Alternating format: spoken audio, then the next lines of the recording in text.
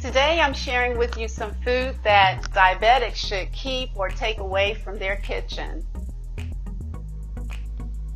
First of all, let's look at dairy products such as milk, cheese, yogurt, butter, ice cream, and creams.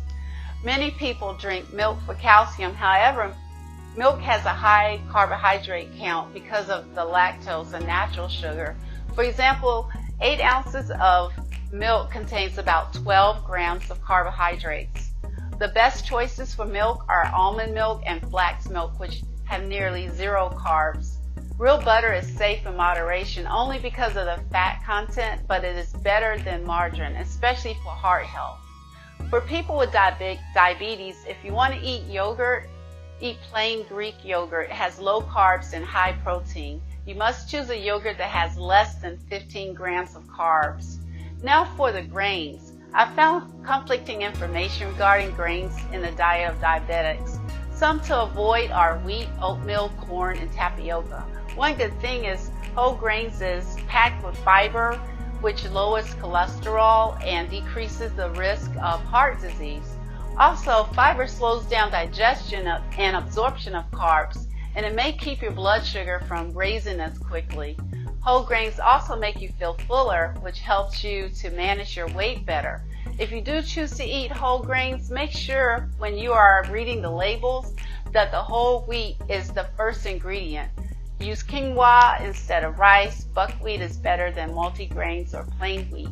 Definitely stay away from processed flour products like bread, pasta, pastry, cereals, bagels, and muffins.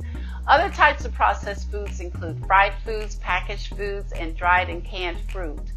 Processed foods are high in calories and have low vitamins, minerals, and fiber. They may break down quickly in the body too and cause a rapid rise in blood sugar levels.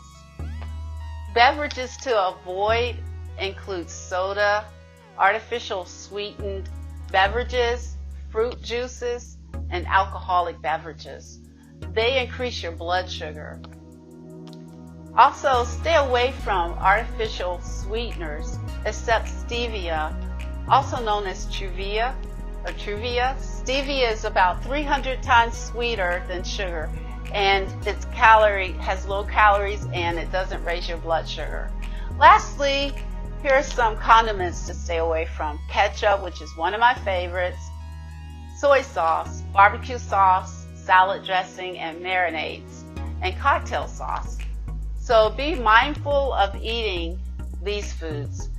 As far as the fruits, bananas, apples, grapes, mangoes, papayas, citrus, pineapples, watermelon, kiwi, because of the high levels of fructose, really need to stay away from them. Starchy foods are high in carbohydrates like white potatoes, green peas, cooked carrots, pumpkin, beets, butternut, squash, and corn. Also, limit your vegetable oil. Now for the foods that you keep in your kitchen. Beverages such as water, coffee, tea, unsweetened almond milk, and coconut milk are fine. Proteins such as fish, seafood, chicken, turkey, veal, lamb, and eggs. Protein itself does not have an effect on blood sugar levels.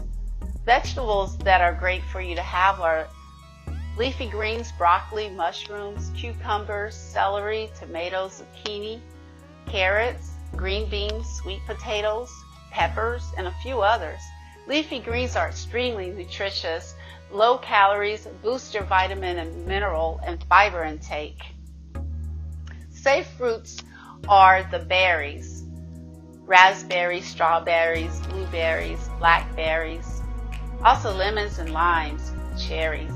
Berries are ideal because they are superfoods and they're packed with antioxidants, vitamins, and fiber, and they have a low glycemic index. Some nuts and seeds that you can eat are almonds, walnuts, Brazil nuts, pistachios, pecans, pumpkin seed, flax seeds, sunflower seeds, chia seeds, coconut, and cocoa. Fats and oils that are okay are olive oil, avocado oil, animal fats, nuts, and seeds are among a few. And the condiments that are okay is vinegar, mustard, salsa, guacamole, mayonnaise, herbs, spices, broths, vanilla extract. Hot sauce and vinegar are low in calories and carbs and have no salt or fat content.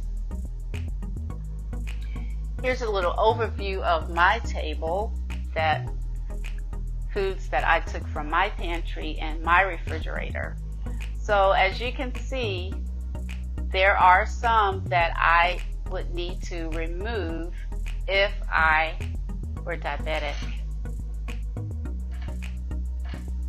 So so that was a nice overview. There are some, of course, that were not included, but please be mindful of your carbohydrate count when you're choosing your foods. And be sure not to eat nuts that you may be allergic to. So you have to really read those labels good, because sometimes there are mixed nuts in there that you think that you might not be allergic to, but you are.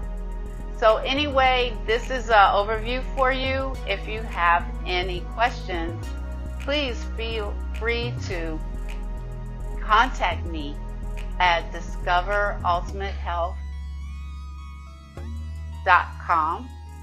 My email address is phyllis@discoverultimatehealth.com.